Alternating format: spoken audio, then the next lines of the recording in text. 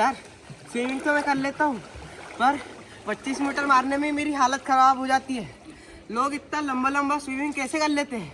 हम आए दिन सोशल मीडिया पे और न्यूज़ में सुनते रहते हैं, किसी ने 10 किलोमीटर स्विमिंग की है, किसी ने 25 किलोमीटर नॉन स्टॉप स्विमिंग की है।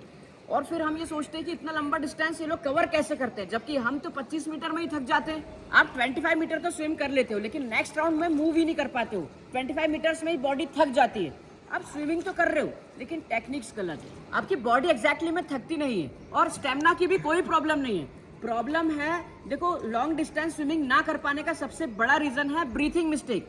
ब्रीथिंग में मिस्टेक होगी तो आप लॉन्ग डिस्टेंस स्विम कभी नहीं कर पाओगे, और कुछ टेक्निक्स मिस्टेक होती है। डोंट वरी, आज मैं आपको ऐसी टेक्निक्स बताने वाला हूं जिससे आप 25 मीटर नहीं, 100 मीटर्स, 200 मीटर्स नॉन स्टॉप बिना थके स्विमिंग कर सकते हो। और ये टेक्निक्स आपको पूरे YouTube पर कोई नहीं बताएगा। सो वीडियो को लास्ट तक जरूर देखो। अगर एक भी स्टेप मिस करोगे, लॉन्ग डिस्टेंस स्विम नहीं कर पाओगे।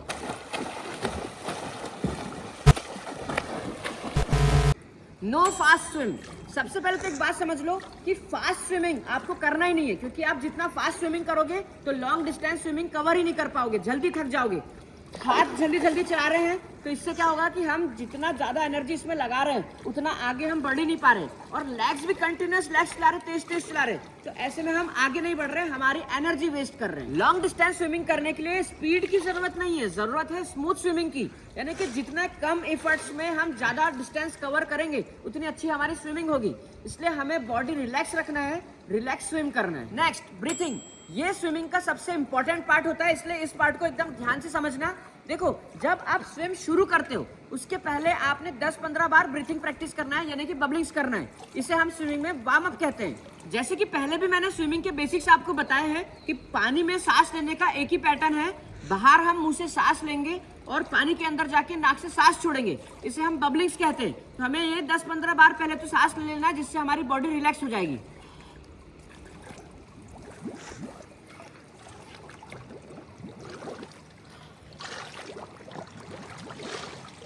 जब आप ये 10-15 बार कर लोगे तो आपकी बॉडी रिलैक्स हो जाएगी। इसके बाद आप स्विमिंग शुरू करोगे। अब एक नेचुरल बात समझो कि जैसे हम ग्राउंड पे वॉक करते हैं, पैदल चलते हैं, तो हम नॉर्मल सांस लेते हैं और नॉर्मल छोड़ते हैं। तो हम 4 किलोमीटर 5 किलोमीटर भी वॉकिंग कर सकते हैं। वहीं अगर हम रनिंग कर रहे हैं तो हम हाथ पैर भी जल्दी जल्दी चला रहे हैं, और हमारी जो ब्रीथिंग है वो भी जल्दी जल्दी चल रही है। जोर के सांस ले रहे हैं, जोर के छोड़ रहे हैं, तो उसमें हम थोड़े दूर में 500 मीटर में ही थक जाएंगे, उससे ज्यादा हम रनिंग नहीं कर पाएंगे। तो स्विमिंग में भी हमें यही पैटर्न यूज करना है। जब हम स्विम करते हैं तो सबसे पहले तो हमें ब्रीथिंग रिलैक्स करना है, यानी कि छोटी सी सांस खींचना है। बहुत जोर के सांस नहीं खींचना है। अगर आप बहुत जोर के सांस खींचोगे तो थोड़े दूर में ही थक जाओगे, इसलिए छोटी सी सांस खींचो और अंदर धीरे धीरे धीरे रिलैक्स होकर छोटी सी सांस छोड़ो। और सबसे बड़ा सीक्रेट ये है कि जब आप स्विम करते हो तो आप तब तक मिस्टेक क्या करते हो कि जब आप स्विम करते हो तो तब तक अंदर हेड रख के सांस छोड़ते रहते हो जब तक पूरी खत्म नहीं हो जाती। 4-5-6 बार हाथ चलाते हो, पूरी सांस छोड़ देते हो, उसके बाहर निकल के सांस लेते हो, तो इसमें क्या होता है कि अंदर पूरी सांस खत्म हो जाती है। फिर जब बाहर सांस लेने के निकलते हैं तो जोर के सांस खींच लेते हैं फिर से, और ऐसे ही 3-4 बार सांस लेते हो और बॉडी थक जाती है। तो आपको इस बात का ध्यान रखना है कि जब आप स्विम कर रहे हो तो हर स्ट्रोक में ब्रीथिंग करना है। हर स्ट्रोक में ब्रीथिंग मतलब अगर आप राइट साइड से ब्रीथ कर रहे हो तो जितनी बार आपका राइट हैंड पीछे जाएगा आप उतने बार ब्रीथ करो, और छोटी सी सांस लो और धीरे धीरे छोड़ो।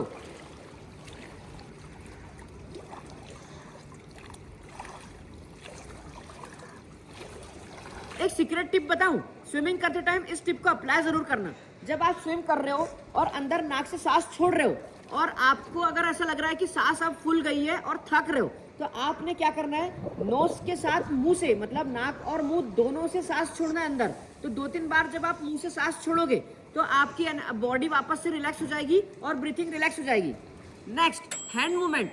देखो, सबसे बड़ी मिस्टेक आप यही करते हो कि जब स्विम कर रहे हैं यहाँ से पानी ऐसे पीछे खींचा और फिर यहाँ से वाटर सरफेस के ऊपर से ही हाथ रख के वापस लाते हैं रिकवरी, या तो फिर अगर ऊपर से भी लेकर आ रहे हैं तो ऐसे रखते हैं, ये एल्बो और ये आर्म, यहाँ से हमने जो पानी पीछे खींचा वही पानी यहाँ से वापस चले जाता है। तो क्या होता है कि हमें पावर ज्यादा लग रही है और हम आगे कम बढ़ रहे हैं। यहाँ से ऐसे पानी खींचा और यहाँ से ऐसे वापस चले गया, तो हमें ये मिस्टेक नहीं करना है। देखो, एकदम सिंपल फॉर्मूला बता रहा हूँ, ये हाथ यहाँ से हमारा पीछे गया तो यहाँ से हमें एल्बो को ऊपर करना है।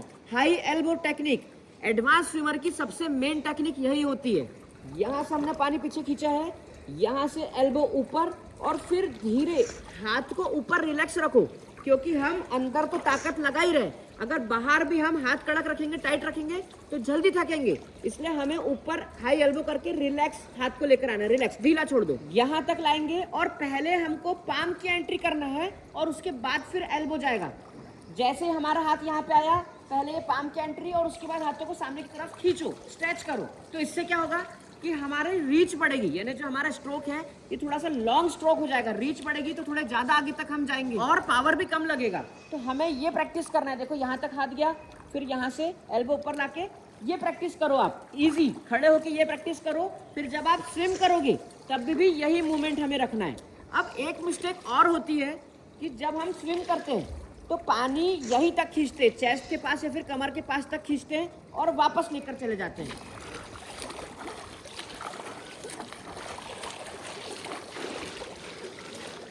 ये मिस्टेक नहीं करना है, क्योंकि ये हो गया है शॉर्ट पुल, इसमें हमने पानी इतना ही खींचा है और यहीं से हाथ वापस।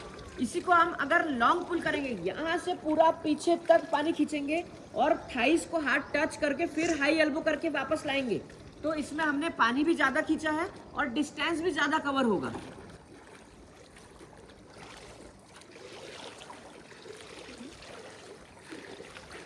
Next, body position. देखो स्विमिंग में बॉडी पोजीशन बहुत ज्यादा इंपॉर्टेंस रखती है। आपने रॉकेट को देखा होगा, ये स्ट्रीमलाइन स्ट्रेट बॉडी पोजीशन रहती है तो इजी मूव करता है। वही अगर वो रॉकेट स्ट्रेट नहीं होता और ऐसा कॉम्पैक्ट नहीं होता, ऐसा वाइड होता, तो क्या होता है कि उसे आगे बढ़ने में ज्यादा पावर लगती।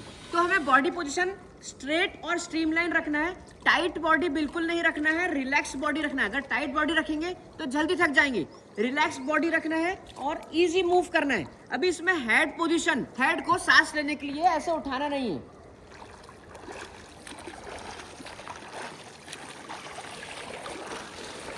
क्या होता है जब आप स्विम करते हो और यहाँ से सांस लेने के लिए अगर ऐसे हेड को ऊपर उठाते हो तो आपके लेग्स डाउन हो जाते हैं।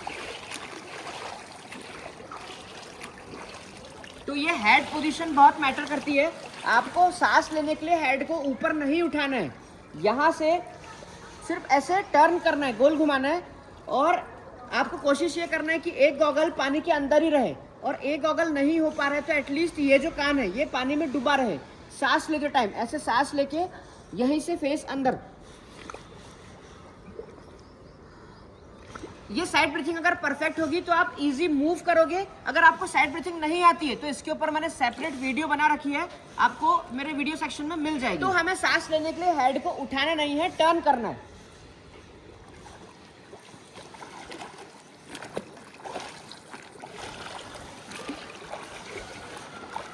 Next, fast kicking. देखो बॉडी थक जाने का ये भी एक बहुत बड़ा रीजन होता है कि हम पैरों को बहुत तेज चलाते हैं। देखो लेग किक्स हमारी इंजन नहीं है, ये सिर्फ बॉडी बैलेंस करने के लिए होता है।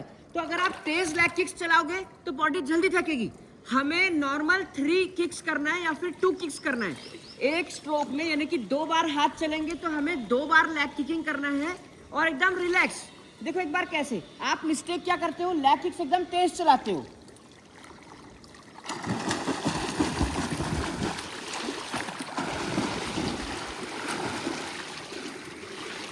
पूरी एनर्जी इसी में वेस्ट हो गई। तो लेग किक्स हमें कैसे करना है, जब ये सीधे हाथ से हम पानी खींचेंगे तो एक बार हम लेफ्ट वाला पैर चलाएंगे और फिर जब ये लेफ्ट हैंड से पानी खींचेंगे तो हम राइट वाला पैर चलाएंगे, यानी कि 2 बार किक करना है या फिर आप 3 बार किक कर सकते हो। देखो एकदम स्मूथ कैसे। ये एक स्ट्रोक में 3 किक करने से क्या होगा, आपके आर्म्स का और लेग्स का जो कोऑर्डिनेशन है ये बना रहेगा, एक रिदम मेंटेन रहेगा बॉडी का, तो बॉडी स्मूथ चलती रहेगी और आप थकोगे भी नहीं, पावर भी हमारा वेस्ट नहीं होगा। ये जो टेक्निक्स मैंने आपको बताया, अगर आप इसको फॉलो करते हो तो आप इजी स्विम करोगे। अगर आपसे शुरुआत में पूरा लॉन्ग डिस्टेंस नहीं होता है तो आप इन टेक्निक्स को फॉलो करके 25 मीटर स्विम करो, फिर 10 बार बबलिंग्स करो और उसके बाद फिर नेक्स्ट 25 मीटर के लिए मूव करो। इन्हीं टेक्निक्स को ध्यान में रखते हुए आप रेगुलर प्रैक्टिसेस करोगे, आप इजीली बिना थके लॉन्ग डिस्टेंस स्विमिंग कर सकते हो और थकान बिल्कुल भी नहीं होगी। तो चलो, अगर वीडियो यहाँ तक देख रहे हो तो मुझे कमेंट में बता भी दो कि आप कितना मीटर्स नॉन स्टॉप स्विमिंग कर सकते हो। और चैनल पे न्यू हो तो चैनल को अभी सब्सक्राइब कर लो, क्योंकि आपको मिलने वाला है चैनल पे बहुत कुछ। वैसे नेक्स्ट वीडियो आपके लिए बहुत ज़बरदस्त होने वाली है, बहुत ही सीक्रेट फार्मूला बताने वाला हूँ मैं फ्री स्टाइल स्विमिंग का, इसलिए नेक्स्ट वीडियो बिल्कुल मिस मत करना। चलो हैप्पी स्विमिंग।